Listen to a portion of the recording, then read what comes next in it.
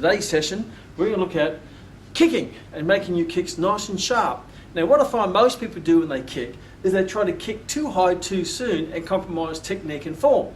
So what I want to do is go back to basic, give you some drills of how to make sure that form is spot on before you take it up in height. You're better off kicking low with good form, you're better off doing a side kick nice and with good form than high with bad form.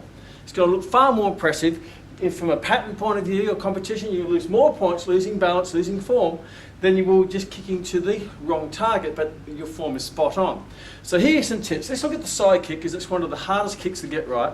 Now I'm not going to have time to go through everything, but I'm just going to go through some key things that could be helpful and give you a drill to practice this upcoming strong or week.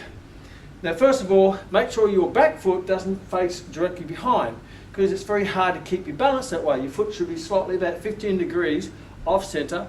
As a tightrope roper wouldn't walk along the rope this way, they walk that way with their feet in a side angle because it gives them better balance.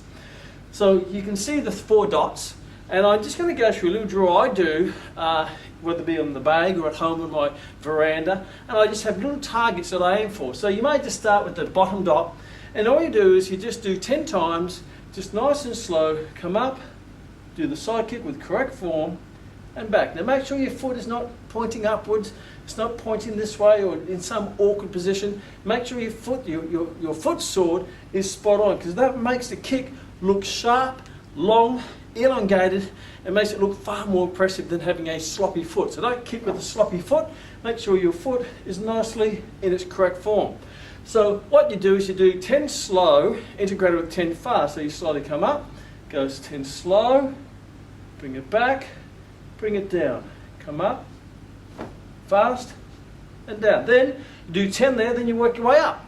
Might go up to the 7, up, slow with control, back, down, up, kick, back, down. Have this hand up, that way you can, if it's a pattern you can take it up, have it here, sparring and keep it there.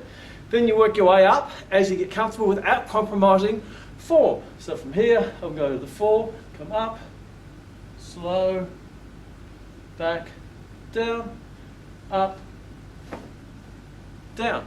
Then I can go up to the 1 as I progress. From here, slow, up, back, down, up, and down. And I just drill that to the height that you're comfortable with. Then you do the other side, and you focus on balance.